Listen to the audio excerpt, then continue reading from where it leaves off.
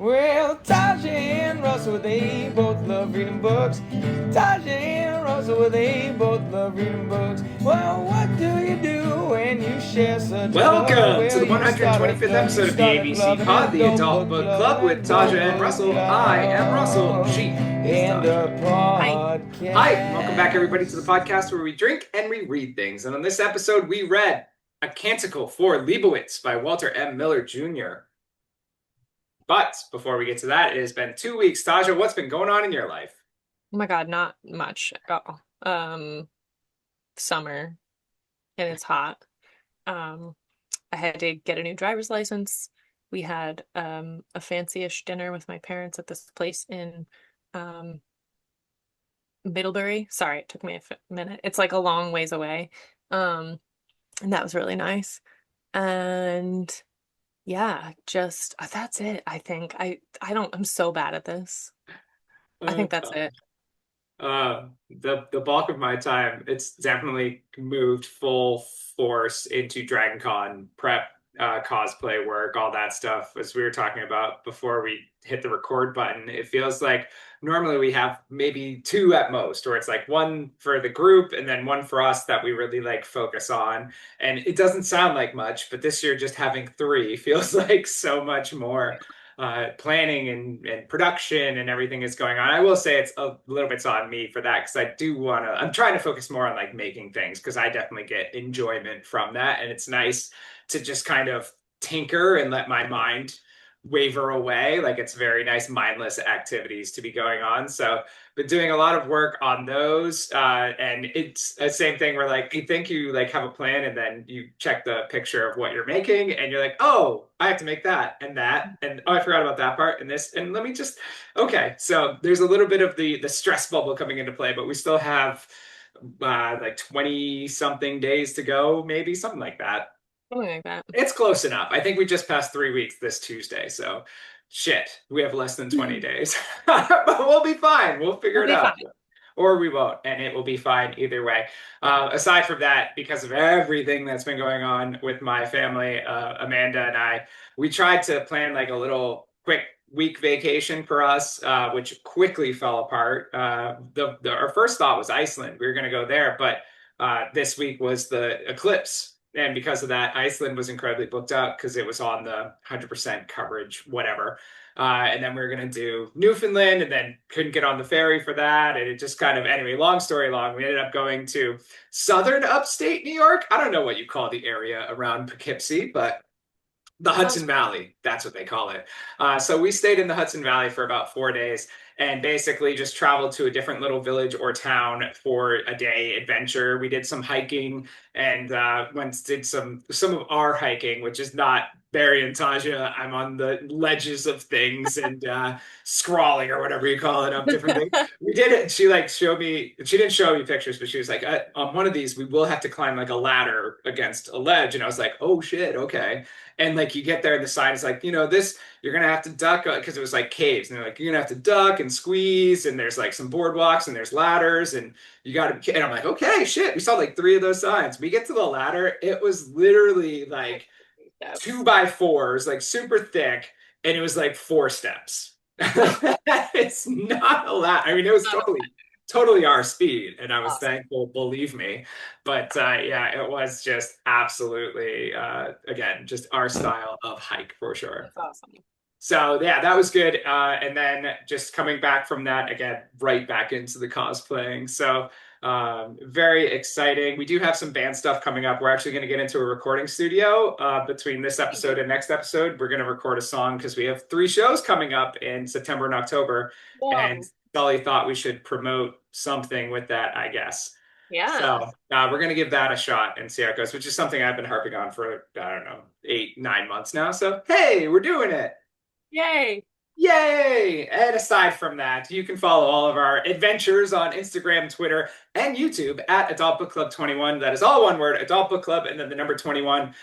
You can check out whatever you want there. I did get some comments about last week's video. It's always a little bit different when we're in person because we've done 125 of these now, and probably 4 of them have been in person, and we haven't really worked out sound and everything else. So if you suffered through that, We appreciate you. If you didn't, welcome back. It's going to be okay.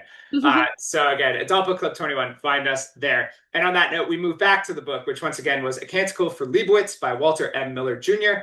And before A Canticle of Leibowitz, Walter Miller wrote over 30 science fiction short stories that were published in many different magazines. The idea for A Canticle came from Miller's experience as a tail gunner in a bomber crew during World War II that participated in the destruction of a 6th century Christian monastery at Monte Cassino, Italy. It was recognized as the oldest surviving Christian church in Western civilization at the time. The experience stayed with him for over a decade when in 1955 he wrote a short story titled A Canticle for Leibowitz. The second part of the story, And the Light is Risen, was published in August of 1956. And at that point, he had never really intended for the story to be serialized, but as he was writing a third part, he knew that it wasn't 3 separate novellas anymore, but instead one actually long novel. So after The Last Canticle was published in February 1957, Miller began to compile the story and rework it to make a more cohesive novel, extending scenes, adding Latin phrases, and reworking names of characters to add continuity. The book was published in October 1959 and had two reprints in the first year. There are now more than 40 editions and reprints of the book, and it has never been out of print, meaning it is always available. And this is 65 plus years later. So Impressive. Miller would never finish a second book. Towards the end of his life, he was working on a sequel titled St. Leibowitz and the Wild Horsewoman, but dealing with tremendous writer's block, he handed the story over to author Terry Bison to complete. Miller would die before the book was published. So kind of wild that this is his only novel, kind of technically, that was ever published by him. And it has that kind of staying power. So some powerful stuff. Tasha, if you want to read the jacket, which thankfully your copy has some information on it, we can go from there. All right. Winner of the 1961 Hugo Award for Best Novel and widely considered one of the most accomplished, powerful, and enduring classics of modern speculative fiction, Walter M. Miller Jr.'s A Canticle for Leibowitz is a true landmark of 20th century literature, a chilling and still provocative look at a post-apocalyptic future. In a nightmarish, ruined world slowly awakening to the light after sleeping in darkness, the infant rediscoveries of science are secretly nourished by cloistered monks dedicated to the study and preservation of the relics and writings of the blessed Saint Isaac Leibowitz. From here, the story spans centuries of ignorance, violence, and barbarism, viewing through a sharp, satirical eye the relentless progression of a human race damned by its inherent humanness to re-celebrate its grand foibles and repeat its grievous mistakes. Seriously funny, stunning, and tragic, eternally fresh, imaginative, and altogether remarkable, A Canticle for Leibowitz retains its ability to enthrall and amaze. It is now, as it has always been, a masterpiece. Nice. So I will say, because we are dealing with basically what was originally 3 novellas, and there's a significant time jump between each part, we're going to treat this differently than our normal episode. So we're not going to have our normal spoiler segment or anything like that. We're basically going to cover each part of the story on its own. So I would say if the first part you find interesting and you don't want anything ruined, maybe skip out for the second and third parts, or do whatever you want, because it's your podcast too. So yeah, again, it will be a little bit different than normal, and we'll see how things come up. But we're going to start where they start, and that is with part 1, which he had changed the title to Fiat Homo, which means let there be man. So thank you for translating those, by the way, because I still didn't look up those either. I did Google those right at the beginning because I was like, okay, because like mine had just like, here's your 3 sections, and I was like, okay, interesting. And then everything I've told you so far is from Wikipedia. So I mean, keep that in mind, people. If the Latin is wrong, that is also from Wikipedia. So there's no double checking on this podcast. And kind of basically like spoilers, I'm going to start each section with a couple paragraphs about what it was about, just to give those who haven't read an idea and also a baseline for what we're going to talk about. So let there be man. In the 26th century, we witnessed the life of Brother Francis Gerard of Utah as he strives to become a monk of the Albertian Order of Leibowitz. While on a vigil in the desert, he is visited by a wanderer that marks a rock to complete Francis's shelter. When he removes the rock, Francis finds a fallout shelter from before the nuclear war that decimated the planet. Inside is a treasure trove of artifacts, including some notes that appear to have been written by Leibowitz himself. The Order is trying to get Leibowitz canonized and worries that this will appear too grand a find and be seen as something they created to push his sainthood forward. Because of this, Francis is kept from becoming a monk for 7 years, until visitors from New Rome appear to investigate the case for Leibowitz. Eventually, his case is proven and accepted by New Rome, and 15 years later, Brother Francis is put on the road to witness the ceremony. He brings with him an original he brings with him an original blueprint designed by Leibowitz as a gift and an illuminated copy he has spent 15 years creating. He is attacked by bandits and they make off with the illuminated copy, believing the original blueprint to be the monk's work. They offer to ransom the copy back to Francis for gold on his return. The Pope gives Francis the gold needed for the ransom, and Francis waits where he encountered the bandits on his journey to New Rome, only to be killed with an arrow shot between his eyes. The wanderer then returns and buries his body to keep it away from the buzzards. So, our first part basically sets the stage for us as we're given the story behind Leibowitz and what happened to the world. I was wondering what you think of the setting of this world being centuries after a nuclear war. I mean, very realistic seeming, in the aftermath, especially in the ways that things are sort of like misinterpreted by people. I thought it was really interesting when Francis finds the fallout shelter and he recognizes the word fallout because like societally at that time it's like thought to be a monster. It's like an actual being. I thought that was super interesting and very realistic because it makes sense that there's only so much that survived knowledge-wise. And so it's kind of open to not interpretation, but basically that. It's kind of like a game of telephone That's where what I like, was going to say. Yep, for yeah, sure. where something has like been sort of diluted over time, and then the understanding has shifted to something totally different. So I think that was like a really perfect way to encapsulate that vibe of the post-apocalyptic world. I mean, I think he did a good job like describing the scenery and stuff. It was very desolate and like the ruins and stuff and all of that is very easy to picture, with all of the media that we see with post-apocalyptic stuff. But I think from a like storytelling standpoint and to kind of really drive it home, that bit about fallout being like a noun. Yeah. That was super interesting. And like the reverence of artifacts just in general. I mean, Yeah. obviously if it has to do with Leibowitz, like you were just explaining, like that, there's an importance to that one, but even just the artifacts that he was finding in that little ante room, kind of, I don't know, it's like he's having to kind of become an archaeologist, basically, like piecing together what used to be there into something that he understands. So I think that whole bit was really well done, and I think set the stage really well. Yeah, the game of telephone was awesome because I think you could easily see how it would be like right after it'd be like the victims of the fallout or the survivors of the fallout, and then that becomes like the creatures of the fallout, and then becomes the Yep. monsters of the fallout, and then Yep. becomes monster fallout is monsters Hmm. kind of situation. Hmm. So I liked that. I liked how with everything I thought Miller did a good job of like letting us piece it together ourselves, like giving you very obvious context clues, but he wasn't doing, it wasn't like we had a On prequel this or, day, this happened. yeah, it wasn't like chapter 1, the bombs fell. Yeah. The fact that like even they don't really know what to call it, right? They call it the flame deluge. It's their kind of way of talking about it. And by piecing together what happened, you realize they're talking about nuclear war, nuclear Right. fallout. Right. So I liked that. I liked, and this is kind of a recurring theme for the book, is he lets you do the thinking on your own. And I think there's a little bit, it's not ambiguous, like that I mean, you can kind of go different ways with it if you want, but I think that's also what gives it its lasting power is you can kind of Yes. draw connection lines to these Yes. different things based on other things, which maybe, he wasn't as intended in the beginning because obviously times have changed in the 60 years since this has been Yeah. written.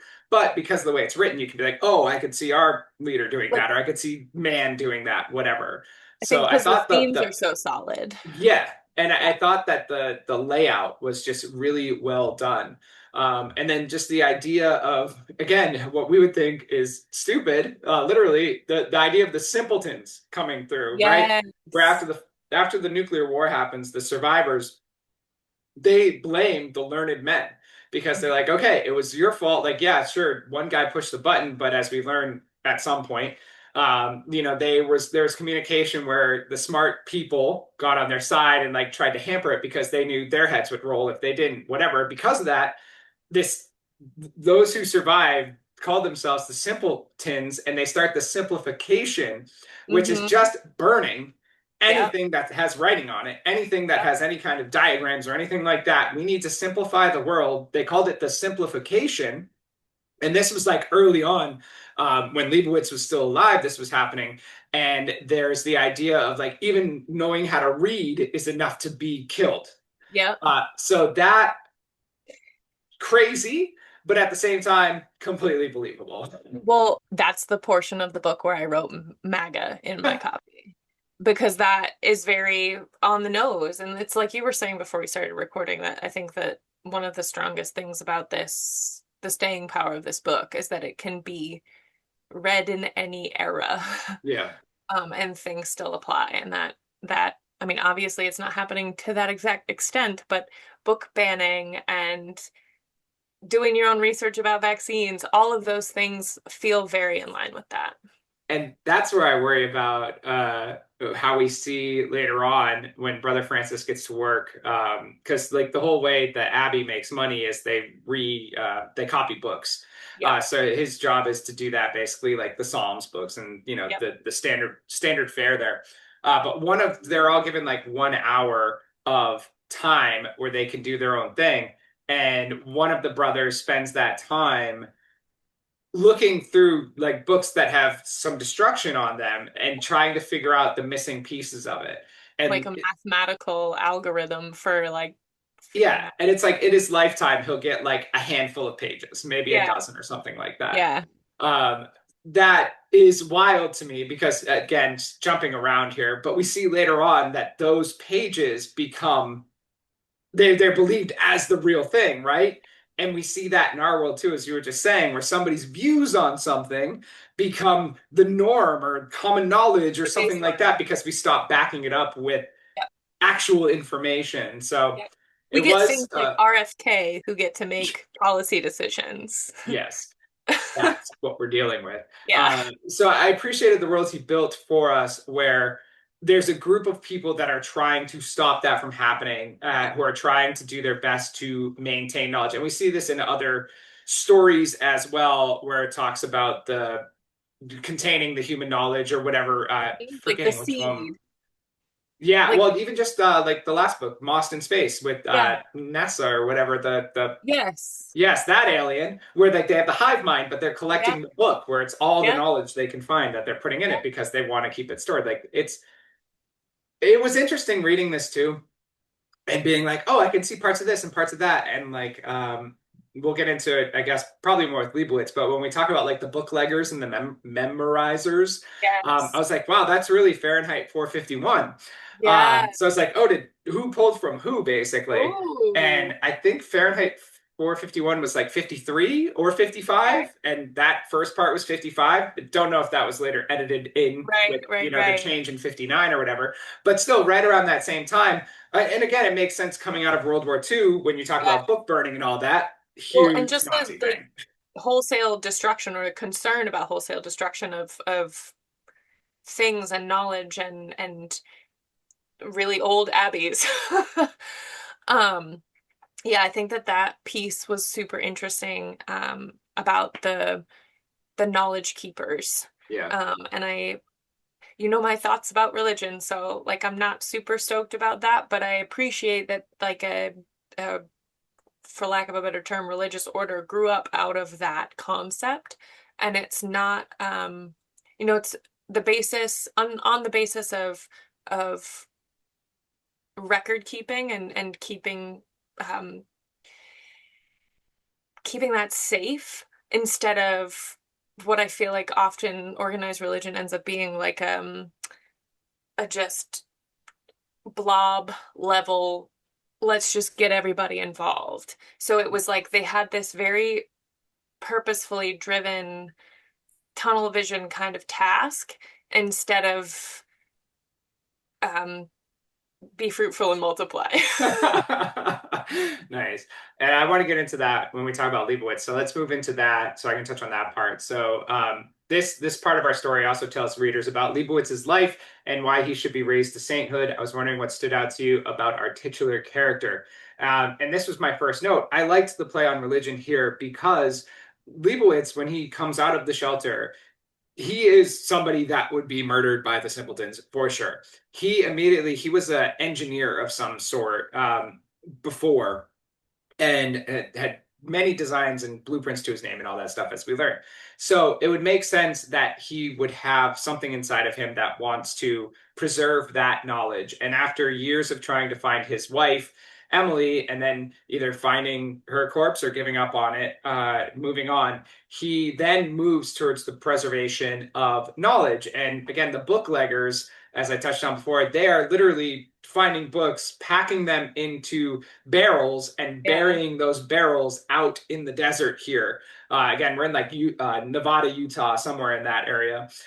Or there's the memorizers who are memorizing entire books and then passing them on orally to the next generation. And the whole thought behind what Leibowitz is doing is at some point, the world will be ready for knowledge again. It will be safe to be learned again. And I need to make sure that there's something there to try to learn. Yeah, exactly. And so for me, and it's not, I don't think this was pointed out, but I think he turned to religion because that was his only chance at getting some level of protection for Okay, what that's he a was really doing. good point. Because Yeah. they were not part of this simplification, part of the simpletons, all that stuff. They were still holding on to their ways as well as what's the best thing religion does for itself? It continues its traditions. And they were trying to hold themselves together as well. So I saw Leibowitz turning to them as having a way, maybe into just getting around without having to be threatened all the time. Maybe he gets by some bandits or at least leaves with his life or something like that. So I don't think he was necessarily a religious man. I think there was just too many benefits not to become part of it. So I agree, but I also feel like there's something to be said about the parallel between religious faith and faith in science.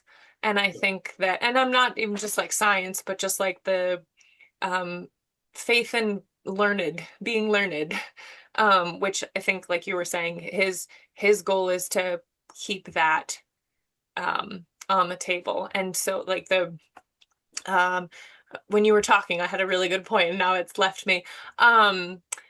I just think that there's a really interesting parallel, and you could argue that while he's not religious in the sense of like believing necessarily in God, I think that he believes in um, intelligence and maintaining that intelligence, and that he finds faith in that respect. Yeah. And then yes, it behooves them both to have that relationship where he's part of the order or whatever, because there's some security there. But I also think that in culturally speaking, humans tend to have those who are in positions of a faith role are typically also very highly educated. And so there's a lot of parallels of like the people who are going to have that knowledge and want to keep it they tend to be religious. Does that make sense? So like I Yeah. agree. I don't necessarily think he was like religious to be like, I've found God and I'm gonna be part of your thing. I just think that there's a lot of um their cars are going in the same direction. Yeah.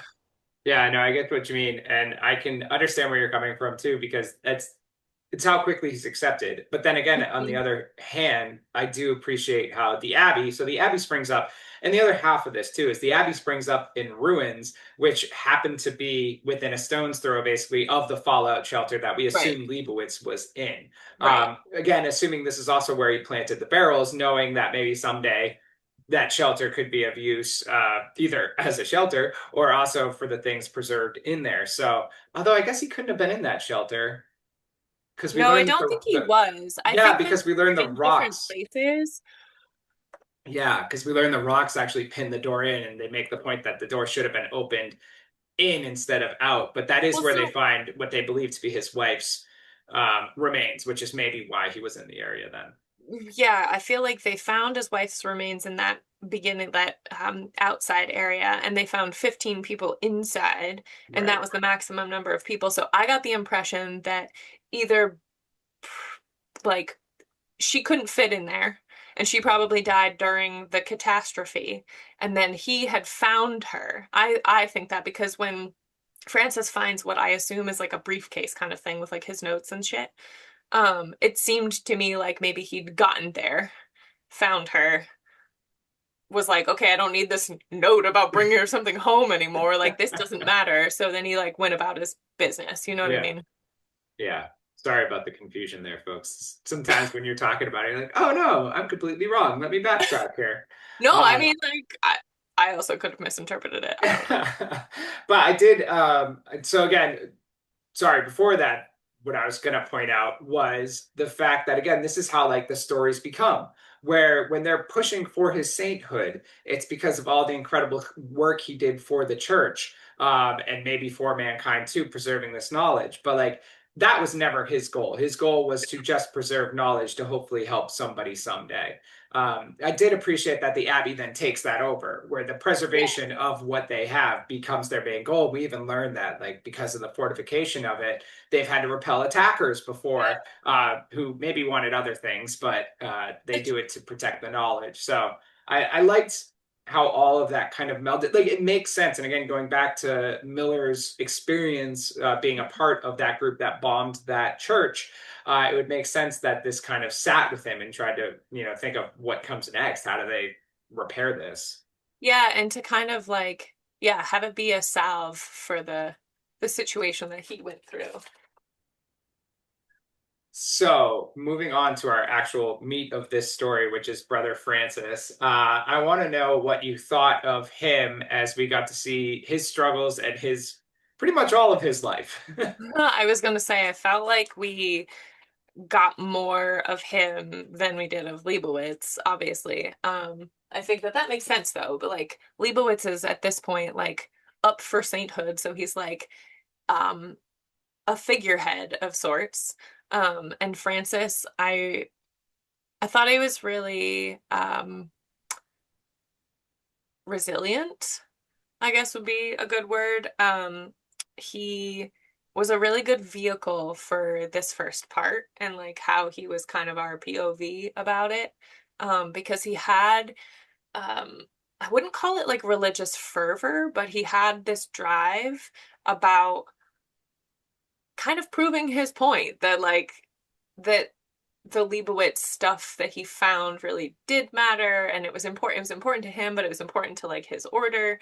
Um, but he also wasn't like cocky about it. Like when Yeah. he and Abbott are talking, um, the guy's kind of telling him like, don't say that it's this. And he's like, well, I can't, like, I don't know. And he's very open to interpretation, basically, or leaving it open to interpretation. And yeah, I don't know. I just think overall he was a really good, um, not necessarily malleable, but he had a good moral compass. He like had really good stick-to-itiveness. Um, and he was like invested without being fanatical. I'll put it that way. Yeah, and he kind of talks about how he doesn't really have anywhere else to go, but he Right. also feels a calling to be here. Hmm. And again, where like his for him, it felt way more moral, as you're saying, where he meets the Wanderer and then finds the fallout shelter, and the abbot Arcos wants him to denounce that Wanderer could have somehow been an apparition of Leibowitz, Right. and and Francis says, "Look, I'm not saying he was," and he's like, "Good. So you're saying he wasn't?" And he's like, "Well, I'm not saying he wasn't either." Like I cannot Yeah. definitively tell you Yeah. one way or the other what this thing was. I'm just telling you, here's my story. This man came, he Right. attacked me, he tried to stab me with his pole, And Which then he marked a rock for me, and that's how I found this shelter. I really appreciate in terms of like a religious person not being like, "Okay, this is the sign. This is what this means." He's Yeah. like, I don't know. Like, this is just what I'm just telling you what happened. And instead, all the novices ran with that and were like, Yeah. "Hey, here's what happened. He met I, him, and I forget when he meets I was just gonna say this. the guy when they come to basically they send like a guy to defend like a debate, like a guy to Yeah. defend Leibowitz for sainthood and a guy to attack or however you say it. Yeah. And that guy was like, so you're saying, there weren't rose petals that flowered from him and like he wasn't whatever. They had like created stories that had ran wild with what had happened here. Exactly. And he was kind of like bummed that it like Yeah. wasn't like as fantastical as those other initiates had like our novices had made it out to be. But I think um he handled it well, that guy, and being like, okay, like I'll take your stuff at face value, which is something that like all the other people he'd been telling this story to kind of weren't doing. Yeah. I appreciated that because of that, he had to spend 7 more years, not at the time, but 7 more Lentons out in the desert as he was out there basically dehydrated and starving and Yeah. trying to survive against buzzards and wolves and all this. And they're only supposed to do it once and then they get passed up to monks. But because the abbot wanted That him to recant this story and he wouldn't, he kept putting him out there again until those great debaters came to have the discussion about Leibowitz's canonization. And in the end, too, like Arcos wouldn't even kind of give him the credit that, like, well, he was so worried that this would deter the sainthood because they talk about like other abbeys who have tried to, canonize their saints or whatever, and there's too many miracles happening. It just yeah. doesn't work. So Yeah. he's worried that this is too big of a discovery. It'll look like they planted something, whatever.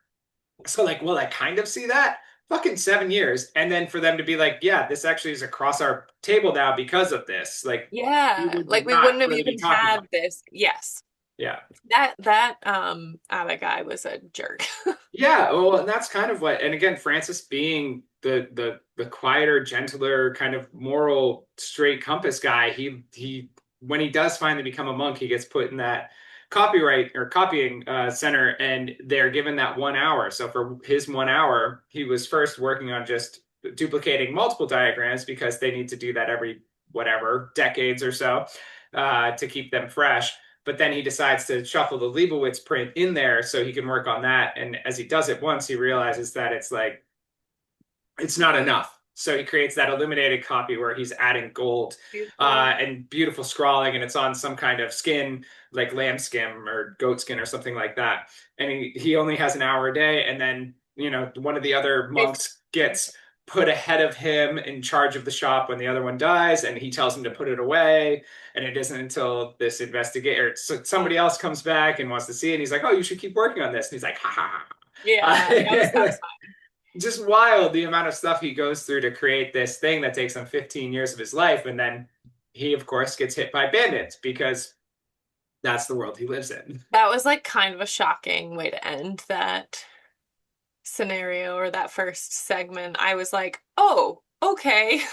When he comes back and just dies, Yeah. yeah, that was Because I things was so kind unexpected. so unexpected. Things were like kind of looking up. He had the money that he could buy the illuminated copy with. I was like, this is great. And then I was like, hold up, wait. Yeah, this is what happens when the leader's not around. Yeah.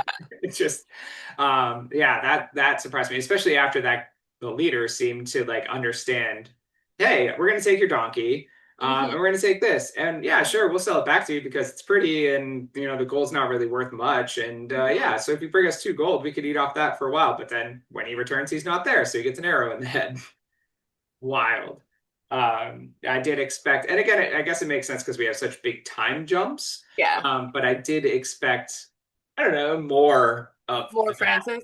Yeah, Yeah, the me Francis too. to play a bigger role than what he did, which he did. I mean, he played a huge role in the canonization of Leibowitz, but And still, there's like references to him later too. So yeah. that was something. But yeah. So the other main character that we would talk about here is the Wanderer, but we're going to save them for the end because they are one of our through lines here. So kind of once we can talk about their whole story, we will get to that. So moving on to Fiat Lux, which is Let There Be Light. We move forward to the year 3174, and as the world becomes more settled with cities beginning to sprout up, man has turned his eye towards science and advancement. One of these men is Don Taddeo, who is a highly regarded scholar and is sent to the abbey in order to look over the memorabilia that the order has preserved. He is skeptical of what he will find there, but upon arrival is blown away to discover that one of the monks, Brother Kornhauer, has created a generator of electrical essences which uses a treadmill to power an arc lamp in the basement. Thawne is blown away as he has always dealt more in the hypothetical and struggles with turning the ideas into tangible things. Brother Kornhauer gives much of the credit of his understanding how the machine works to Thawne and ideas he has discovered. While at the abbey, Thawne finds many leads on new discoveries in the memorabilia and begs the current abbot Don Paulo to move the collection to Texarkana, which is ruled by his cousin Hannigan. The abbot pushes back on the idea of any memorabilia leaving the abbey. He notes that the men who came with Thawne have been sketching and scouting the abbey as if they plan to use it as a fortification. There are rumors that Hannigan wants to unite the land under himself and has been scheming ways to put the different city-states at odds with each other so he can come in after and conquer them all. When the church's emissary in Texarkana sends word to New Rome about Hannigan's plans, he is executed, and Hannigan proclaims that loyalty to the Pope will now be punishable by death in his lands. News arrives at the abbey, which causes Thawne to have to leave. Before he does, he gives the sketches his men made to the abbot and asks if Brother Kornhauer could accompany him to Texarkana. The request is denied, but the abbot implores Thawne to tell his cousin that they are a peaceful group here, but will defend their abbey if it becomes necessary. So this part deals with the advancement of man and science and how that can affect religion and separation of church and state. What stood out to you when it came to this conflict that was brewing? I mean, I think the thing that stood out to me was the relatableness of it. Like that it just happens all the time. I feel like the conflict or like disagreement between science and faith, I mean, it's happening right now. And I think that's what stood out to me. It was like the staying power of the message, I guess, or of this circumstance. I think that the argument that the Thawne has with the leader, the abbot guy, was very heated. It was like one of the, it was an interesting debate to listen to or watch happen or whatever. I think that it's a good example of how important the separation of church and state is, to have like a state that is the church is kind of terrifying for so many reasons. So I guess in this bit there is a pretty good separation, because like the guy who's in charge disagrees, but I feel like it's sort of warring governments or whatever. And Hannigan kind of is starting his own like religious sect, basically. Yeah. He's just pushing back on New Rome and the Pope and the established religion. So it's like an offshoot, not necessarily like a separation. Yeah. Which feels also very salient. Yeah, I think what this really points out is how quickly we go from getting comfortable, like as soon as that first ball drops or whatever of advancement, where we start feeling comfortable, where man isn't worried about their survival 24/7 and has time to think or time to put those ideas into play or whatever. And to read all those documents that used to exist. Right. We see how quickly those advancements come, but with those advancements, it's always that underlying human greed where you have something and I want it. Yeah. And in this case with Hannigan, it's land. He like those of old with manifest destiny and all that, he believes that this area should be united under one rule, and what rule is better than his. So the way that he was going about like manipulating the others to do exactly what he wanted and then take advantage of it afterwards was wild. I mean, ingenious in its I was like very human. Yeah, and very human. So it just it was a struggle to read what was going on in the Abbey Mm, because the stuff that Hannigan was doing was like laced in there. It wasn't like we got Hannigan's point of view ever. We just kind of no, heard the rumors. We did get a little bit where we from saw like one of the letters. tribal leaders Yeah, talk about that, but then we like, haha, they don't know that their cattle's been poisoned already, kind of right. situation. So it was a little bit upsetting to like see this discussion happen and know on a bigger picture it doesn't matter. Like what is happening in the greater world is going to take away from this. But I will say for as far as like the abbot is concerned, like him sticking to his guns and being like, no, we have protected this knowledge for centuries and we will Yeah. continue to protect it. And Thawne is like, you're hiding it, you're keeping it to yourself, kind of what you were talking about earlier with people in power. When they get the certain information, they're like, let's keep this to ourselves. And the abbot's like, we don't do that. Anyone is welcome here, as long as they're men. Anyone is welcome here. And they can study whatever they want, just as you have. It's not And our I, fault that people have forgotten about us, which is also good for us. right. I also think that I agree a little bit with the abbot in terms of like, this is the best way to keep these things safe, keeping them here. And also a little bit of like, humans aren't necessarily ready. Like, if they really are ready, then they're gonna like come and do it the right way. And like, you know, it, I think that the visual piece for me for that was the light bulb in Yeah. the workroom or whatever, the library, and how they that one brother managed to get it working through some sort of convoluted process, obviously, but based on the drawings that they had been keeping track of and keeping care of. Um, but then the abbot was kind of against it. It was like, do we really need to be like bringing these things to life? Like, is this really where we're at? And Thawne obviously is like, this is where we're headed. We need to embrace this and we need to learn from it. And I thought that juxtaposition was really interesting because I agree with, the concept of progress and like the desire to learn from what they had there, in terms of records, but just because you can doesn't mean you should.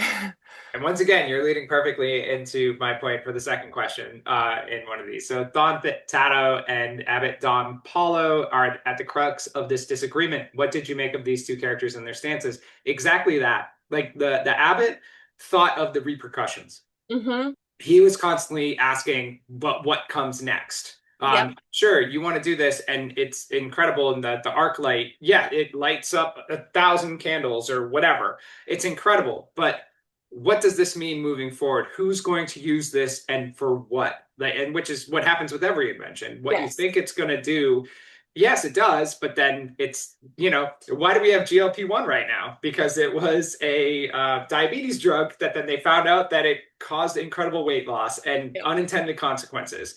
I'm not saying it's right or wrong, just that's a great example of present day. Thawne, on the other hand, is saying we need this knowledge. It doesn't matter. Advancement, advancement, advancement. You think about Oppenheimer, and he kind of That's knew, what I was right? gonna say. We're clicking. But he like kind of knew, and then at that point too, it was like, well, if we don't do it, the bad guys will do it. And like, is it better we have it? That's a Better whole other we, moral dilemma here. But right. Thawne was very much that way, where he's just thinking, We we need need to to move forward. do this, to do that, do that. And it was interesting to me how he knew his setbacks, where he had the mind for the hypothetical. Mhm. But he even mentions to Brother Cornauer at some point, it's like the Yes. way you wrap the wires, or like, Yes. you're so much more in tune with that than I could ever be. Well, and I think too that I agree with all of that. I was definitely going to bring up Oppenheimer too. I think Leibowitz has a little bit of Oppenheimer aspect as well, but I think that this argument is specifically Oppenheimer-y.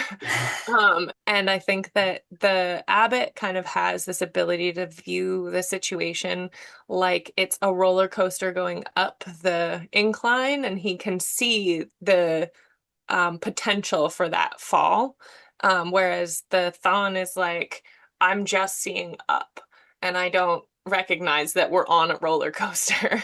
And the different standings of them, where the Thawne is the cousin of the ruler, but there was some like Hmm. I didn't really understand the I didn't family either. backstory we got there, Oh, where one of them was shunned, and I didn't know yeah. if that was Hannigan or Thawne, but he's trying to make his mark too, and trying to stay in his cousin's good graces. So he Hmm. is just looking at how to stay relevant and keep doing what he wants to do.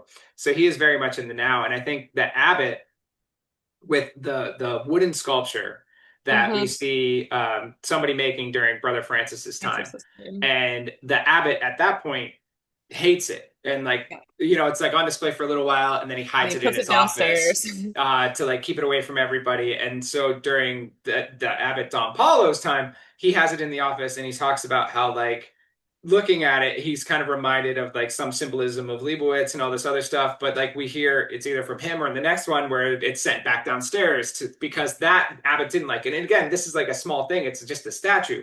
But that he sees the history of Represents. things. He sees how different opinions can change things, and how, again, you just never know where this line of, like, you don't know how dangerous this is. Again, going back to the jumps, the leaps and bounds that one brother was doing, just doing his mathematical equations to figure Right. out the ending of sentences. Right. Like, So wild. I think that the abbot and his order are the knowledge keepers. So they've read all of, well, not all of, but lots of this information. So they have a fuller picture, I think, of what occurred previously.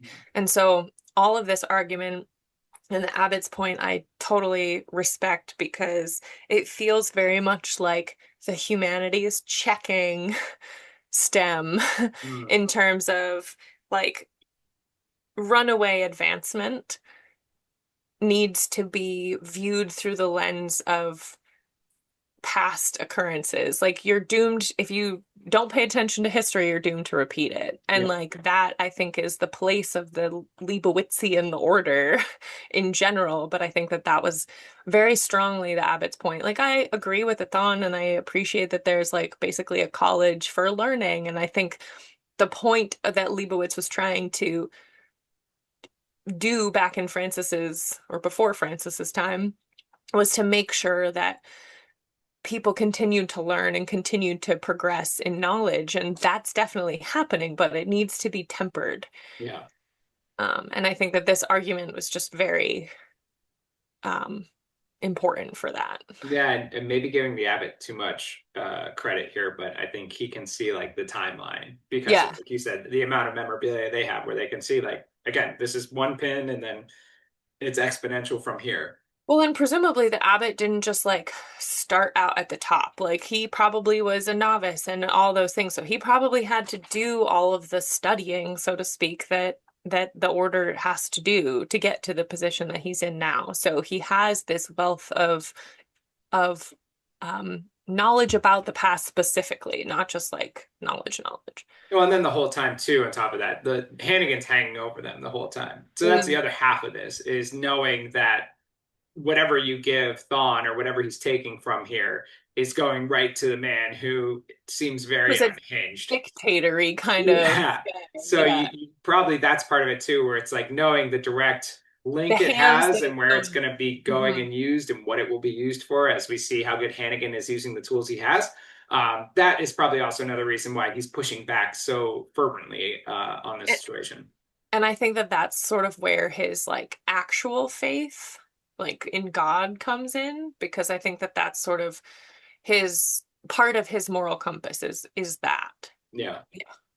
I will say the end, I did appreciate where they kind of had this big blow up, and Brother Cornhauer, who is so like pushing this, is the one that like takes down the Brings the arc light cross and back. brings the cross back, as he's like, no, you're right. Like, I understand. I can now see what you're saying. I understand that this is not the time for this. Yeah. And we need to like focus on the other things that are happening. We need to Granted, at that point, Hannigan's kind of plot had come out. He had gone against the church, so maybe that played a part in turning the brother's mind. But I did appreciate that, kind of, that was the sign that the Abbey is still strong together, where Yes. Cornhauer could have been definitely a linchpin either way. For sure. I also appreciated that the Thawne wasn't like a totally nefarious creature, and he like brought him, the abbot, the drawings that his soldiers had made, and like it was kind of a peace offering of sorts, of like, I'm not going to, because I think that not necessarily did the abbot convince him of his point, but I think that he has a solid respect for the work that they're doing to keep Yeah. things safe. Absolutely. That's what I took from it too. And even mentions like I would have done this before, but they would have just redrawn them, which is why Exactly. I waited till now. So like Yeah. even though we just They had had this more like time. huge blow up argument in the basement, it's not because of that. I was gonna do Yeah. this anyway. Here Yeah. you go. Yeah. But also, yeah, I think it was for the protection of the knowledge because Yep. he can appreciate that and like you said, what they're doing there. So I did appreciate all that. One thing that I didn't touch on at all in the synopsis there was the poet. As we see this other character, this other being who is around the Abbey this entire time. So, what did you make of the poet and his little arc that we get? Honestly, kind of confused by him. Like, where the fuck did he come from? Like, what is he doing here? Was he just like put in to be sort of like, it sometimes felt like he was a little bit of devil's advocate kind of thing. It also felt a little bit like we just needed to have him so that the ending to this portion could happen the way it happened. Um, but yeah, I don't know. I was a little bit confused by his character. I mean, I don't know that I recall with as good of um, clarity the bits that he was involved in. You know, like the argument between the Abbot and the Thon were like that was like Yeah. a peak moment, and then the poet was kind of just like there to stir the pot. So Like, the abbot wanted to get rid of the poet. oh yeah, That like the whole time, and the poet was staying in their guest house, and he had to move out. And the abbot made the mistake of saying he could move back to his old cell, where the poet thought he was just going to get thrown out. I think he was there one because he had won the blue-headed goat from the Wanderer, who is named Benjamin throughout this section. Again, we'll get to him later.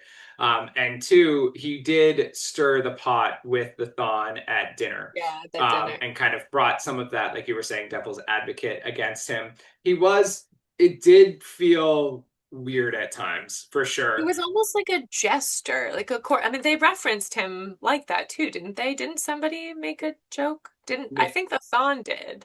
Maybe. It definitely did feel like he was just out of water trying to drink as much as like just philandering, like just Yeah. being just there because he had nowhere else to go. I will say that the closing of his arc, where he defends a woman from a cavalry charge, and he like doesn't even know why he did it as he's dying, which is a very long death.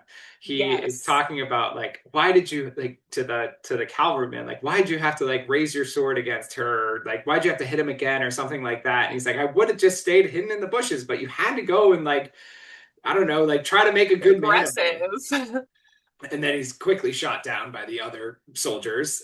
So there was that too. But that did redeem him a little bit. I appreciated his little through line as the Thon. I keep saying the Thon. It was Thon, but I felt like sometimes they called them the I Thon. feel like they did call him that sometimes, yeah. He stole the poet's glass eye Yeah. during the argument at dinner, and he brings that back to Texarkana with him, and it becomes like part of this gauntlet thing that is like used in the next chapter as like royal jewels almost by the leading family. So that was, I guess, a Weird. neat little tie-in, but I don't know if we needed the poet for a blue-headed goat and his eyeball.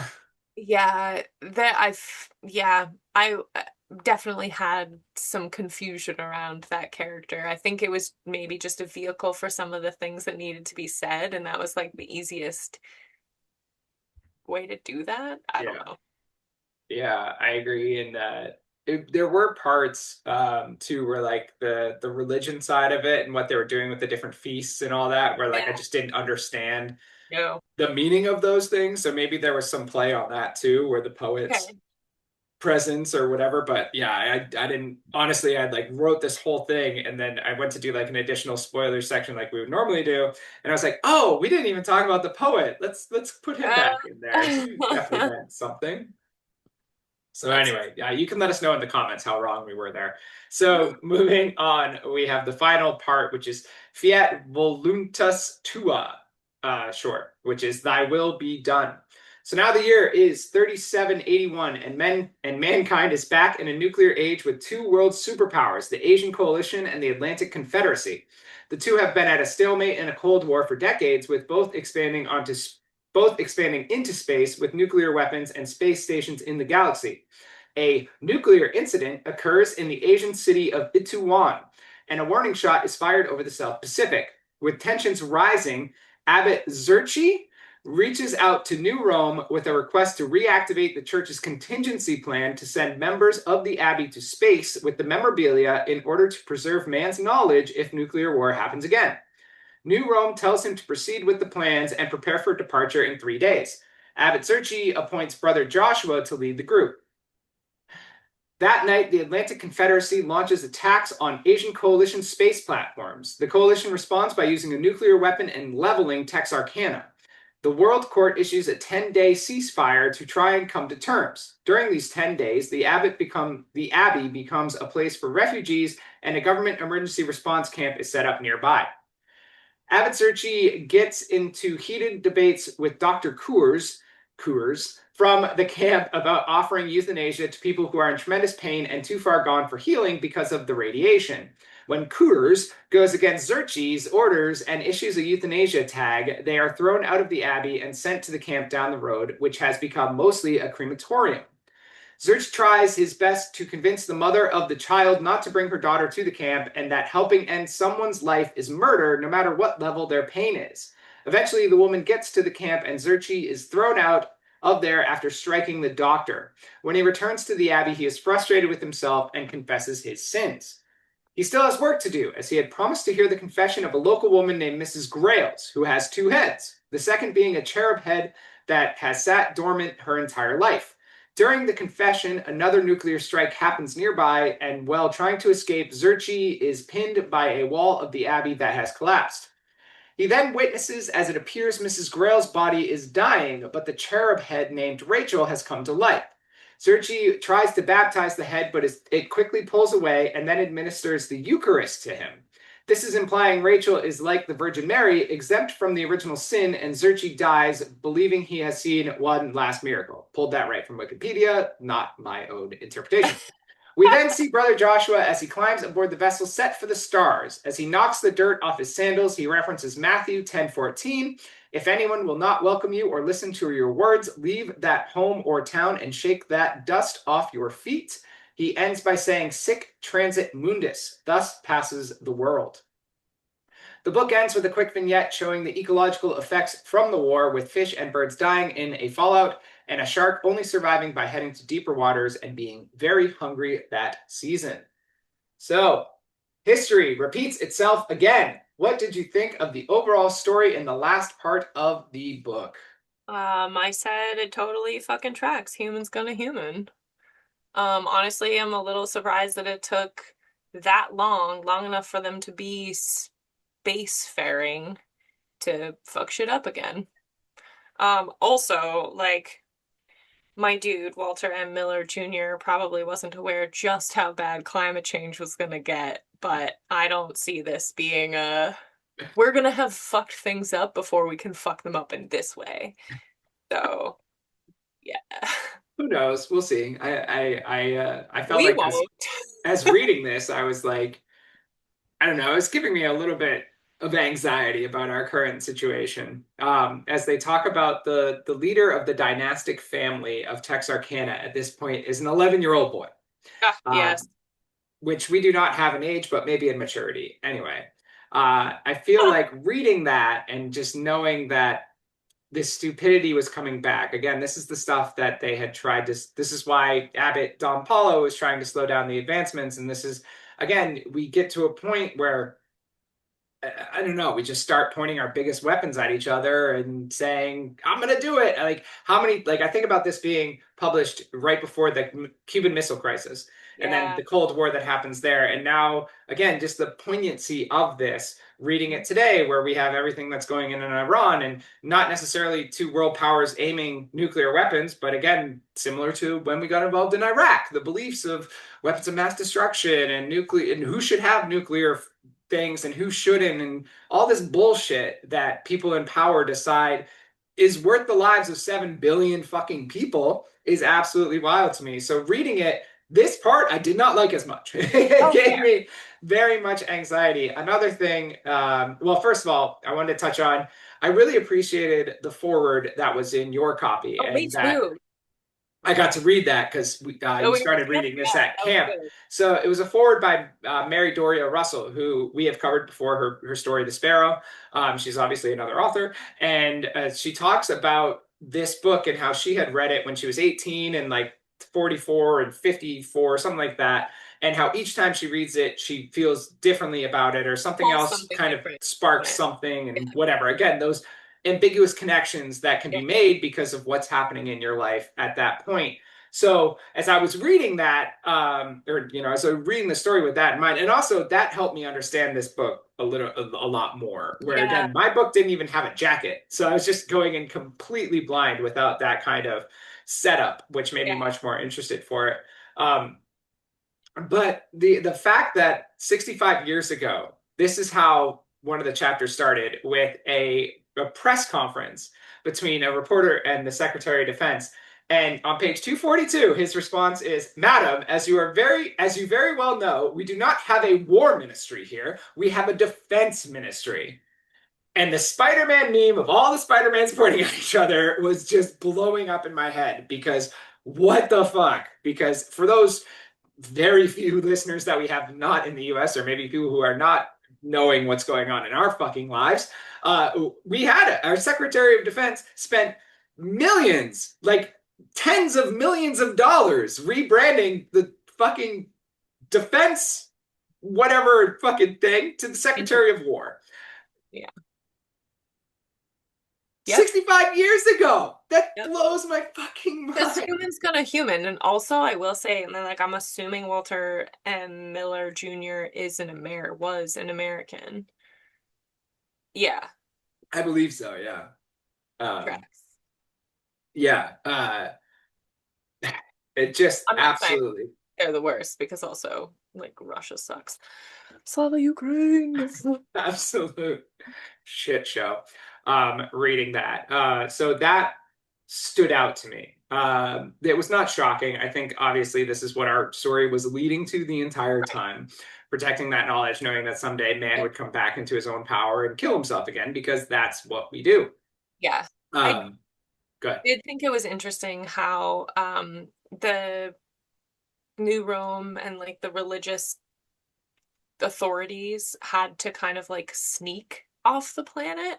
I thought that was just a little bit interesting because it seems to me like there would have been um maybe a little bit more of an in for them to not have to skirt around the rules to get out with the knowledge, but then again it kind of does make sense with all of the, I mean, even in that second section with the Hannigan and all of that. And yeah, I just thought that was a little odd that they like didn't have their own, I mean, they did because they made it off, but like there were some red tape.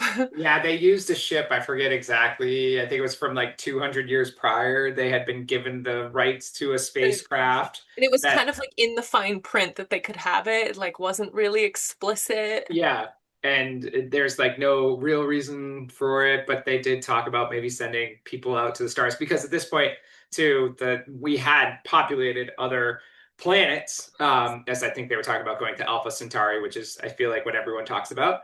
Uh, Yes. I think it's just the especially this, like closest. the 50s and 60s were hot for Alpha Oh Centauri. yeah. Oh yeah. So they talked about maybe sending missionaries to that, which I mean, this is basically what they did. It's just it Right. was also to preserve man's knowledge because they knew shit was going to get fucked up. As you pointed out, and kind of again, like the reason I read off what Brother Joseph said there was because in the book it was just Latin. Yeah, Um, thank you for that. I was like, huh. that So makes it so much more powerful. it does. Just knowing what it says. Yep. Yeah, I like I have no basis for understanding Latin at all. So that would have been really nice to at least have a translation in the book or maybe like put it in italics but have it be English. I don't know. Like that would have been helpful. Yeah, I can see and wondering. I mean, my copy is one of the early ones, obviously, and I don't know when yours was. Obviously, after the '90s or somewhere in there, because This she is a mentioned. 2006 edition. Okay, so that I would have thought maybe would have had translations, No. because again, Latin, like it's not even really taught in schools anymore, anyway. And it mentioned before, he kind of put those phrases in to bring in more of a connection to the church and all that, which is great, but also like that's a really powerful thing you just had. And Yeah, I didn't understand it. And if I right. go and Google it, I could have done that, sure, but then I'm like, I don't know, it takes you out of the moment It when you're at does. that step. So that did frustrate me a little bit that there wasn't enough of that in there, enough kind of, Yeah. yeah, information. Like a lot of times when they're chanting and stuff like that, I was like, okay, cool. Just gonna go past that, move on to the next thing. So our main character here is very much Abbot Zerchi. I don't know how to say that. Zerchi. I was wondering what you made of him. I think the biggest standout thing for me was towards the end how frustrated I was with him about his stance on euthanasia. Hmm. Um, that felt like a very sort of aggressive and antithetical hard line to take. Yeah. Because I picture, maybe this is inaccurate, but I picture somebody in that position that he has leaning really into mercy. Yeah. And that feels very much the opposite of that. Basically, like commanding this girl, this young mother, to not go end her own and her child's suffering. I don't even Like, know if it was hers, but it was definitely the I child. thought they both had red cards. I'm not sure. I know at least the child did. I'm not sure if the mother Okay. was that far gone, but she had broken her hip, which made it hard for her to Harder to get. Okay. get around and Well, everything. regardless, Yeah. the theory stands. Also, to like ask a mother to like watch her child suffer, like it just that I think kind of like washed away all of my other feelings about him in the whole other part, which like I guess I didn't really have strong ones. He wasn't like the middle book Abbott or the middle section Abbott. Um, but he had conviction and I appreciate that. And um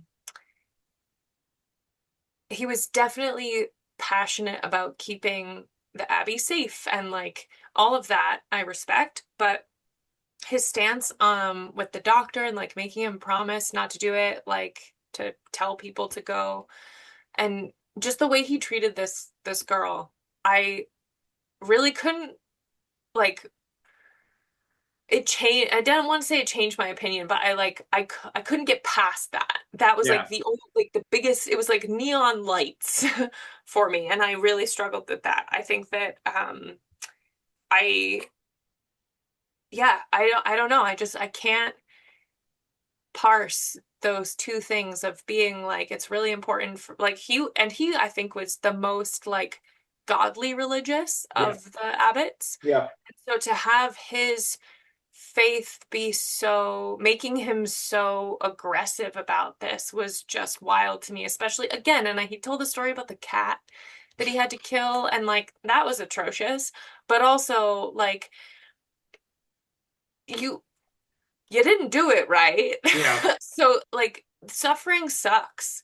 And like I don't support that. I guess I'll just say I support medically assisted euthanasia or whatever. I feel like mercy should be more important to someone of his position.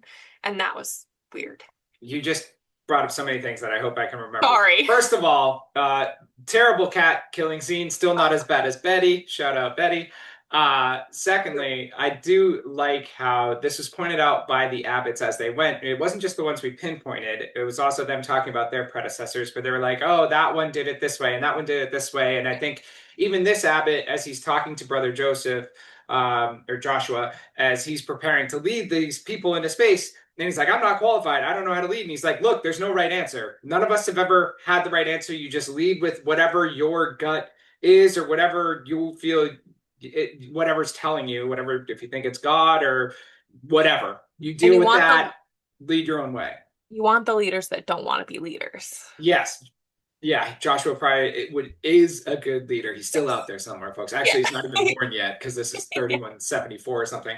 But the other thing about your comment with him being the more religious, again, that feels like that's the tides of time Mm, where there is still the idea of protecting the knowledge, but now the knowledge is definitely way more out there. Like even with what Brother Joshua is taking space is like a USB basically. Like I don't think they went with any of the physical stuff. They're right. literally trying to preserve the knowledge, not the actual physical copies. Yes. So I feel like the Abbey has lost some of that purpose Sure, because I'm sure. sure those things are more readily available now. And that was interesting too. The other thing, I'm gonna have to pause because somebody is here. Oh, Somebody is trying to get here. okay.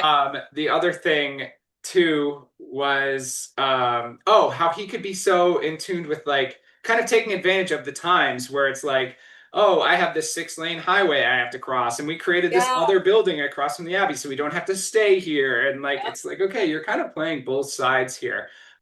So hard cut back in for YouTube people. And as I was saying, like the what I didn't like about it was he seemed to like accept the comforts of the present time, but was still so antiquated in his other beliefs. As you were saying, like and maybe we said this too, I got a little distracted here, but the fact that the suffering, the person who was suffering was like a child who didn't even understand why they were suffering. Like that's how Yeah. young she was. Yes. And his argument was, well, suffering is it's not about the body, it's about the soul. And like God appreciates the soul suffering. And like that's and That. that whole spiel, as you were saying, was just a complete turnoff for me on this guy, Mhm. which didn't similar to you, didn't really have strong feelings here either way.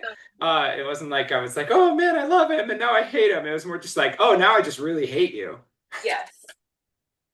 Agreed. I will say the one thing that pulled him back the other way, kind of similar to the poet, was him dying.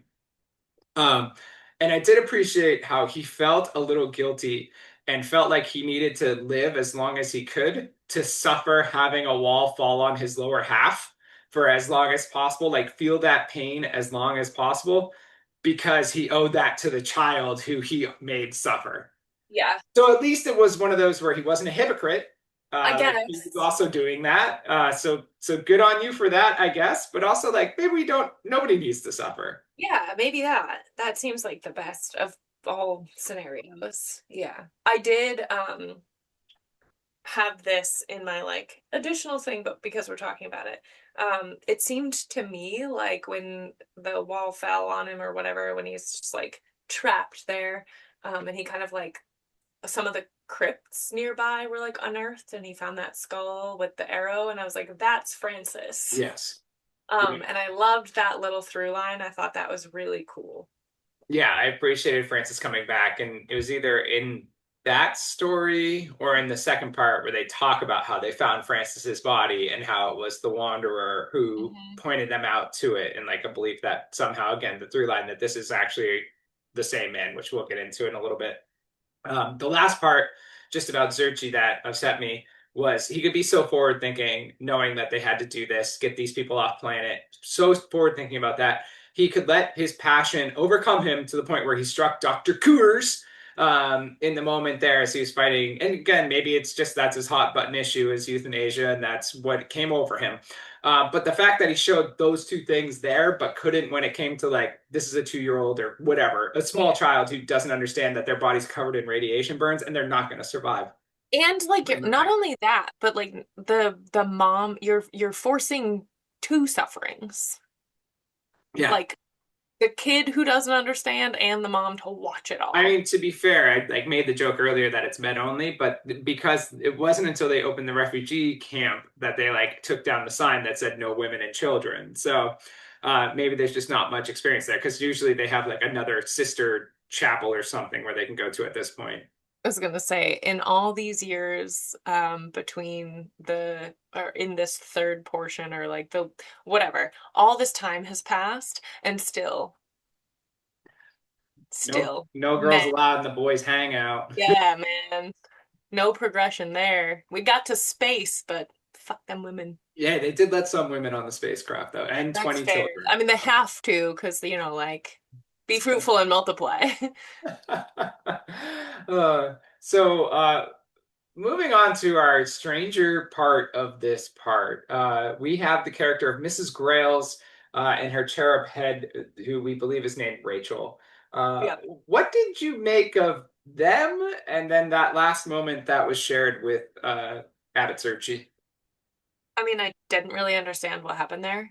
I feel like maybe her abnormality like benefited her in some way in terms of like a survivability factor with the nuclear fallout.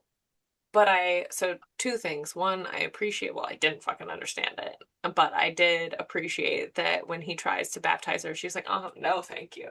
Yeah. I don't know about if I believe what the Wikipedia said about the like Virgin Mary thing. Untainted soul or whatever. Yeah. Yeah, I don't know. So my interpretation was the time for man has ended, as he talks about how Mrs. Grail's like the body is dying, and as the body dies, the cherub head seems to be growing in strength and everything else. So the way I read it was time for man has ended, and now it is once again the time for monsters. Like that's Ooh. how I saw that before Wikipedia tried to change my opinion. But I don't hate that idea. I do think it's interesting the concept because like when we first are introduced to Mrs. Grails, I feel like it's with the abbot and one of the Brother other, Joshua was there, I yeah, think, or his second in command, whatever his yeah, name is. somebody Yeah. they're like walking along Yeah. and the one other guy is like um basically saying that it wasn't since birth that she's been like that. Like this is a new thing, which is odd to say the least. Go Not ahead. new, but she said she wasn't born with it, I think. It's like the rumor around town is she wasn't born that way. So she kind Okay. of has a conversation with God where they talk about like if she blamed God for that, maybe it would make sense, but like there has to be a two-way street there or something. I don't know. It was a little muddy, but I think she claimed she wasn't born with two heads. Okay. I mean, all of that to say, I don't think that that really helped me understand the point of her character. Yeah. I do think that there was one interesting point that I think kind of relates to her. It wasn't like they were talking about her, but I think he was talking with the doctor, Coors, Good. um, about like when he was making Coors make the promise. And he said, you know, the doctor was like, I have a soul. And he's like, you don't have a soul, you are a soul, you have a body. Yeah. And I really liked that. And I feel like that's an interesting theory to think of when thinking about Mrs. Grails, because like that's one body, but two souls? Is that one soul? That was a Is that like a weird. corrupted soul or something? Right, like Yeah. what's happening there? Because like when Mrs. Grails was awake and alert and alive, Rachel was like kind of sleeping, and then the reverse is true. Right. So I don't know if this is like not necessarily a rebirth, but like you know how there's some certain trees that need fire to like Yeah. do their thing. Yeah. This feels a little bit like that. Okay, I can see that too. Yeah, this definitely felt a bit where the ambiguity, or again, maybe just not a religious background, kind of hurt a little bit on this side. Uh, excuse me. I will say your idea or his idea of the souls, just using the vessel for a time and then coming and coming back. It reminds me, I was watching the Mighty Nine recently, and that's like one of the groups, one of the Quinn Empire or something that's like they like literally embody that where they can like remember their past lives at some point, which would be Mhm. crazy. Uh, Yeah. but anyway, not sure what that has to do with Mrs. Grails.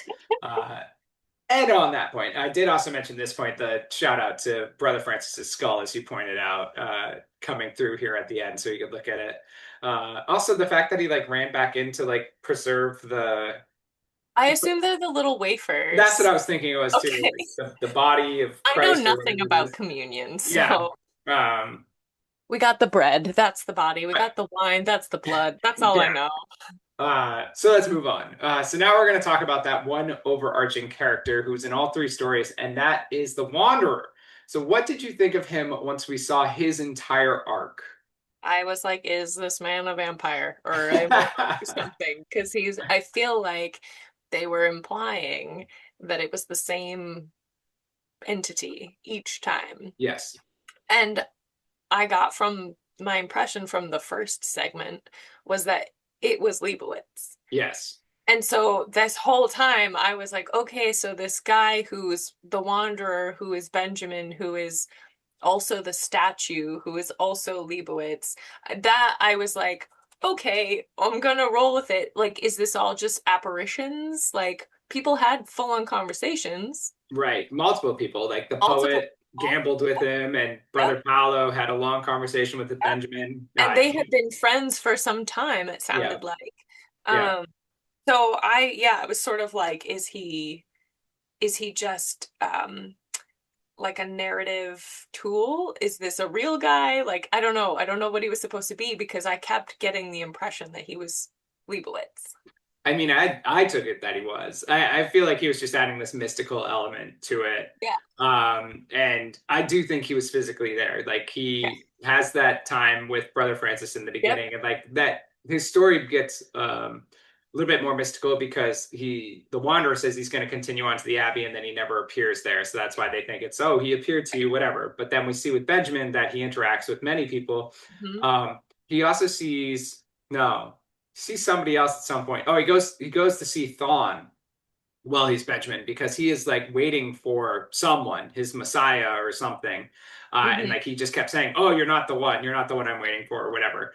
The fact that that loose end was never tied up, we didn't get a bow there. That annoyed me a bit. Bugged you. It makes me wonder if Miller thought he was going to tell more of the story, which maybe that's where that other unfinished Yeah. work comes into play. Maybe the Wanderer, as the through line, continues to be the through line. Fine, but I feel like we deserve something here. He does go to the last dinner at the Abbey. He's I there, and think you this should is call it the Last Supper. I'm oh, sorry. my mistake. He does go to the Last Supper at the Abbey, because he is there. I forget if he's there to see somebody or he just happens to be there, but he like kind of makes a little bit of a scene, but Yep. even still, like does not find what he's looking for. Again, I think this is just so he can pop up there. So it was interesting because it did give us a through line to follow. It gave you a little bit more mysticism and mystery as to what was going on here, but at the same time, not What closing ends? the loop Yeah. was a weird choice, and maybe something that is worthy of more uh, looking Investigation. into aside from Wikipedia. Yeah. Yeah. I mean, I think that this book is very much like I could see, so I took in college a course called The Age of Reason to the Age of the Absurd, and we would just read these books and like metamorphosis and like shit that was really deep. I feel like this is a very ripe book for Mm, that kind of discussion.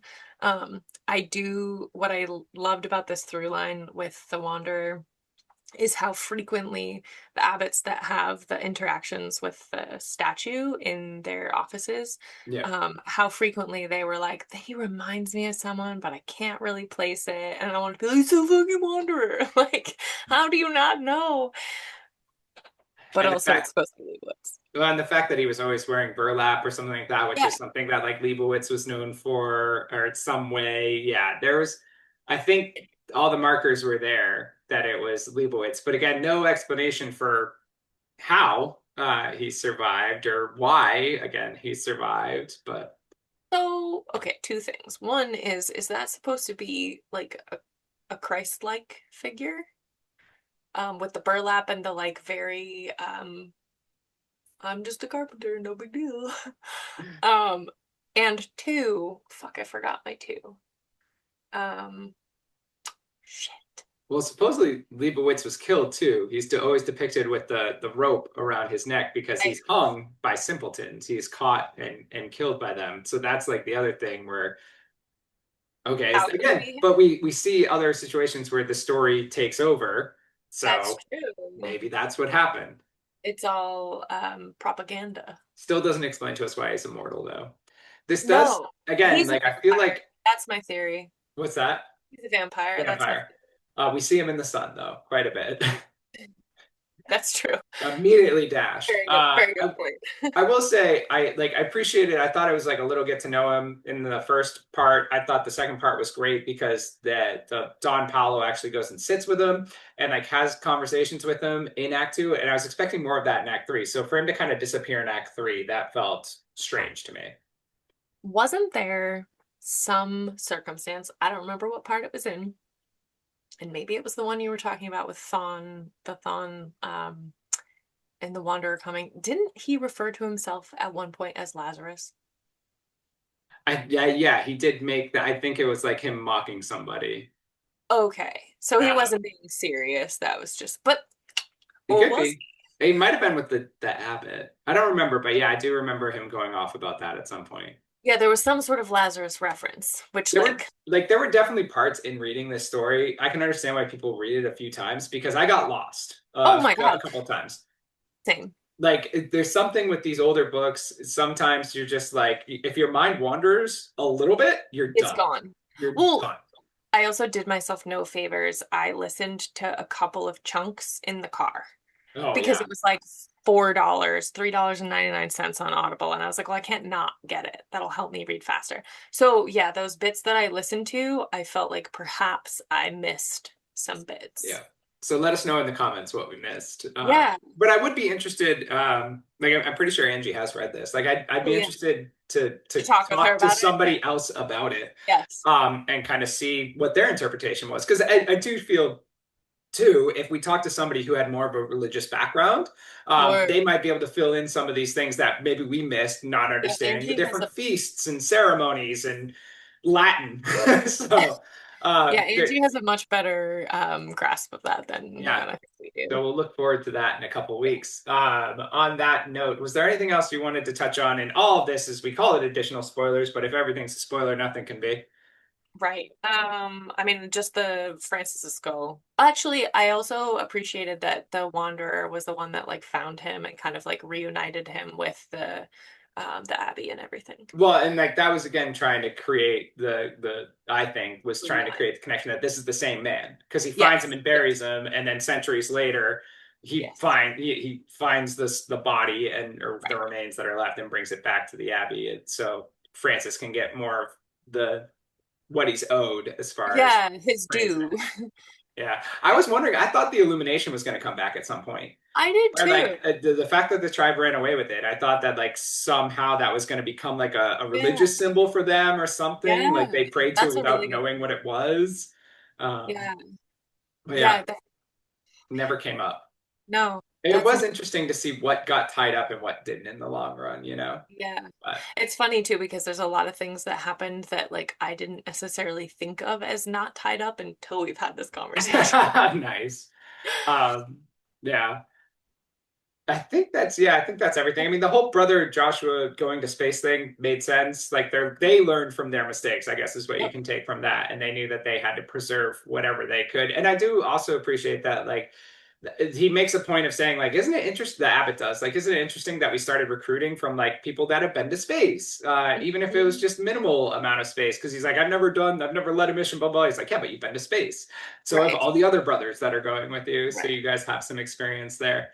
The I forethought do was there. the forethought was definitely there. I do worry a little bit about the history repeating itself and sort of the like game of telephone Yeah, aspect that I think is very viable um reaction to like the scenario. You know, obviously they're going out into space where there already are colonized places.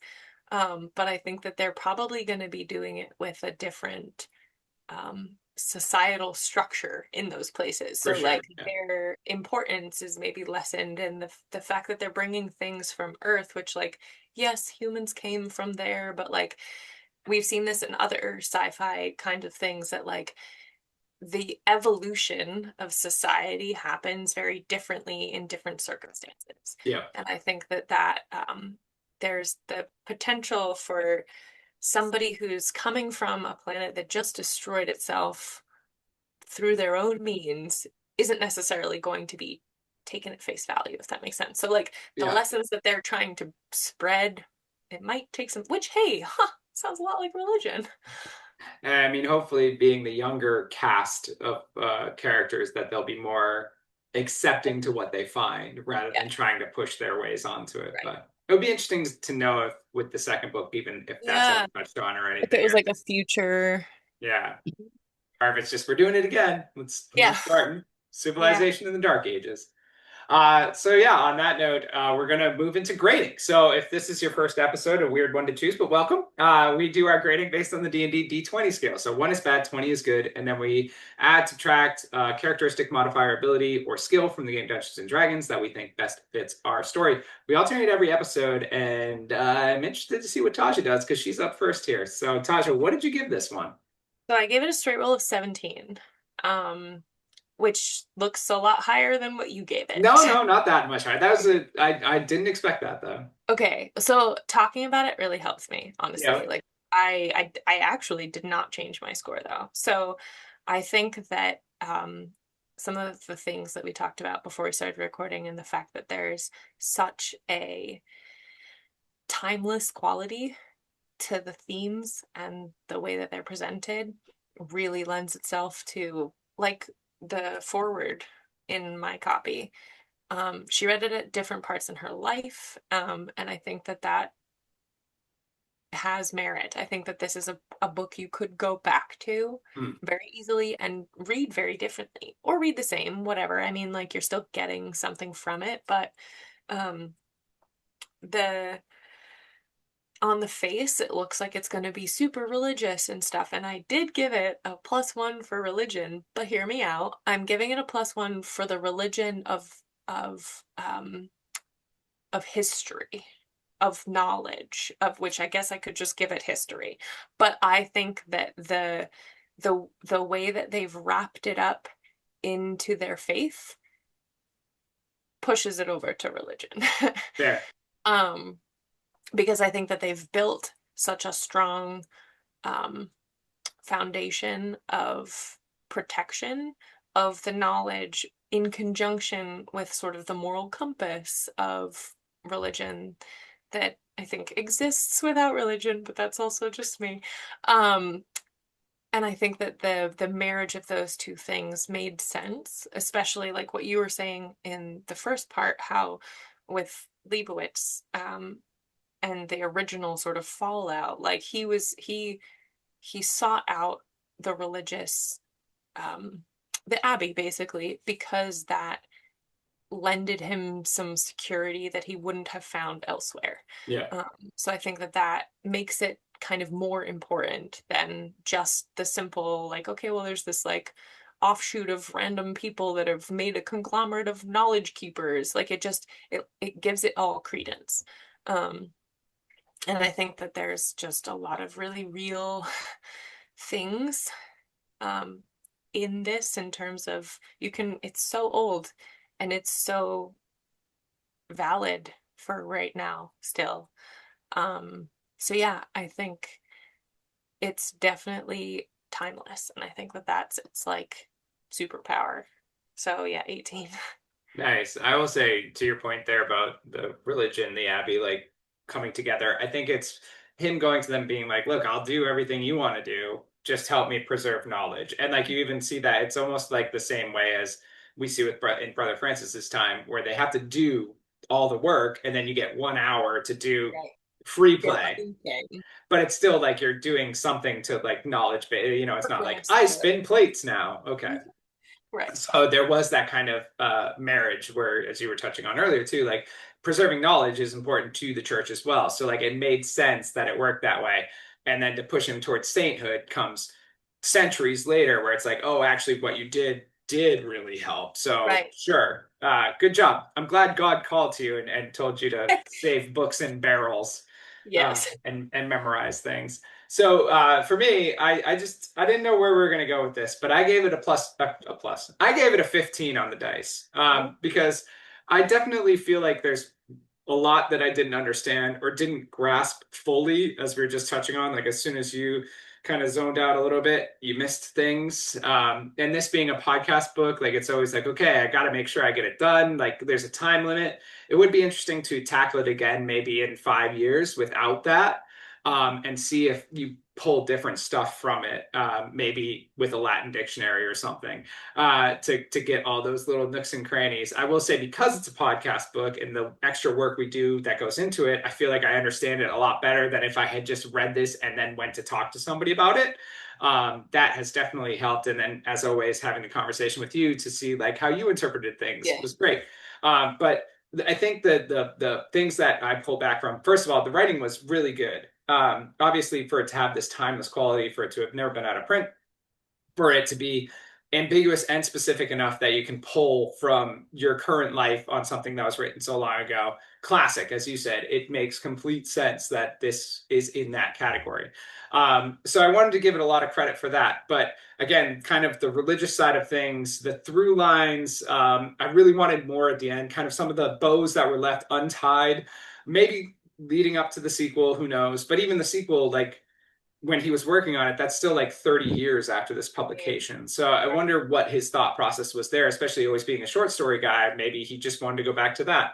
I don't know. Wikipedia didn't have a ton of information about life after this book was written. So, but also being your only, granted, he had all that experience writing, but this being your only novel that was written or published while you were alive is fucking what a hit. Wow. Yeah. So I did enjoy it. I just feel like I didn't understand it as fully. And then there wasn't any of that like emotional pull to it either. Maybe a little anger towards the last abbot, but none of that we've seen in other stories. I'm giving it a +1 for insight, basically for what I was just covering, and that's Miller's insight. The fact that this book can still stand up all these years later, the fact that you can draw connections to your life now, to something that was published in 1959, originally written in 55. The fact that he reworked different things and whatever when he realized these little novelettes were becoming a full novel, and he had to go back and kind of, make it more cohesive. All these things, I think, just show how impressive this story is. So I'm very thankful it came across our desk, and we got a chance to experience it. So that's a 16 for me, an 18 for Taja. So 17 overall for this book, which one last time was A Canticle for Leibowitz by Walter M. Miller Jr. It's never been out of print, so literally find your copy anywhere. Yeah. And on that note, we now move on to the rest of the podcast, which is just a quick segment section here. We start where we do every episode, Tasha, and that is, what else have you been reading lately? Not much. I started listening to The Will of the Many, by James Islington. Yes, because I've been seeing it everywhere. I got it a while ago, and yeah, I've heard really good things, so I wanted to try it. I'm not super involved yet. I'm not very far in. It was a little bit of like it's really hard to listen in the car on the way home these days because it's so hot as balls. I need to keep the windows down, and then I can't hear unless I have it on like 50 volume, and that's just not good. Yeah. So yeah, it's been a struggle lately to listen or read or whatever. So yeah, that's where I'm at. I got a gift card for Barnes and Noble for Christmas we do like Secret Santa with the family. So I got like one of the nephews got me. So they just gave me a gift card to whatever. Perfect. So I bought that. It's still sitting on my yeah. shelf because it's a chonky boy. Yeah. But James Islington has been a random recommendation for us before with his Shadow of the Sun or something like that. I forget, but I know I showed you the books. They're really cool cover. I read that whole series. That series delivered. It was one where like stuff happened in the first book that like there's a little bit of time travel in it. So then you see like it actually happened in the third book where like they prepare to come back and have that interaction that you've already read.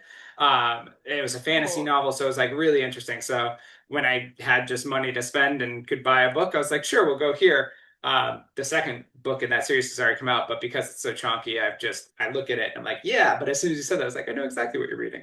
Yeah. For me, I'm trying to read some smaller stuff for a change, because I've got a bunch of random things, like especially from that book sale that we went to and just other, like, try these out. So the first one I read during our time off was How to Stop Time by Matt Haig. Oh, He also wrote The Midnight Library, which a lot of people read. yeah. This one was pretty good. It was about this guy who, yeah, it was about this guy who stopped aging at like 13 or 14.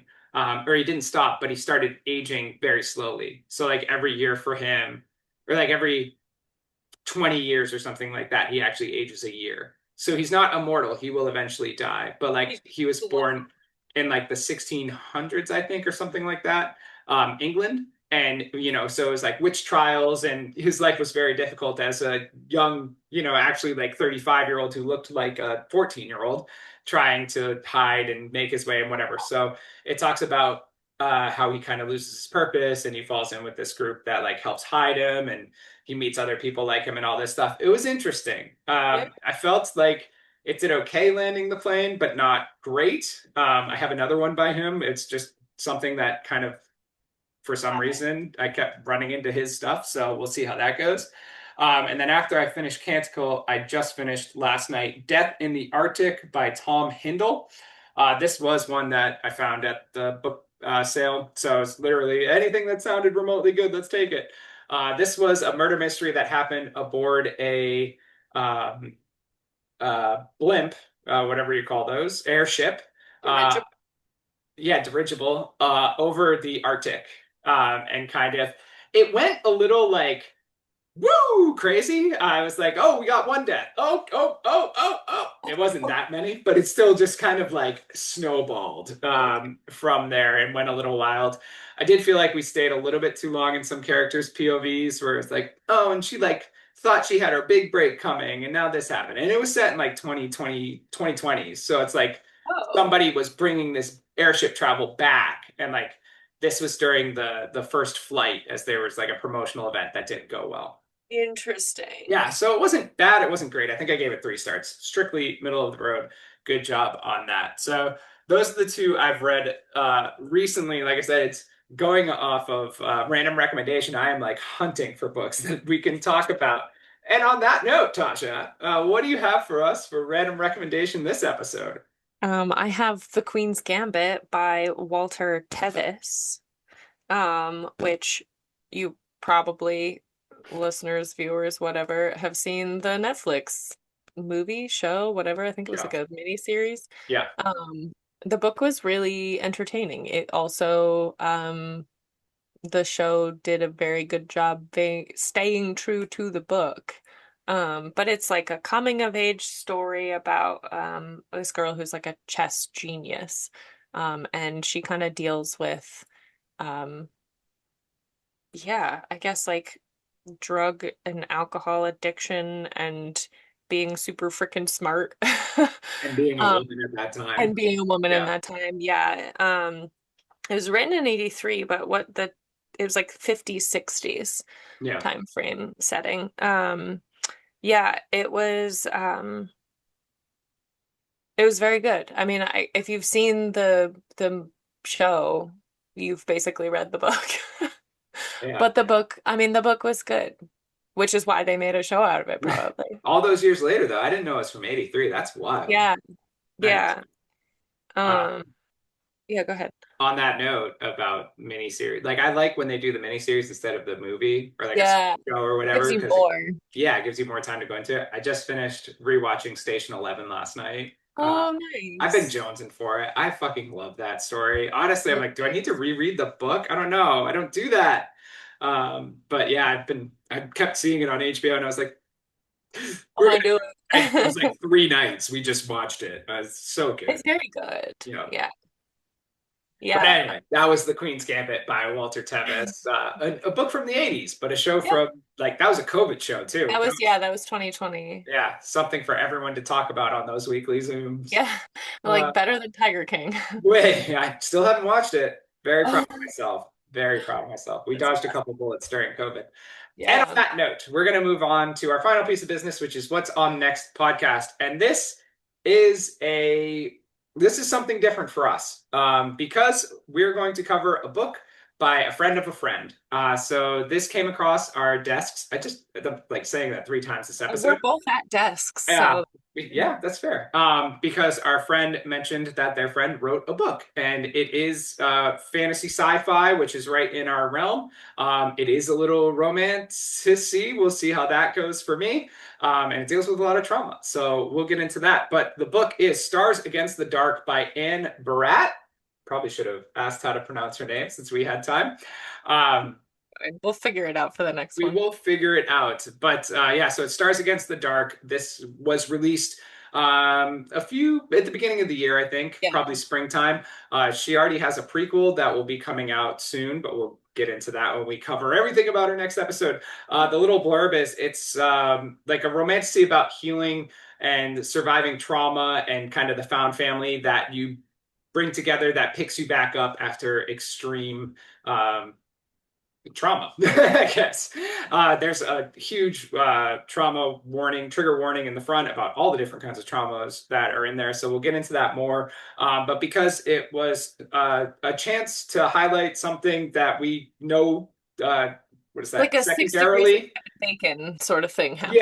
Yeah. We are too, what do they call that?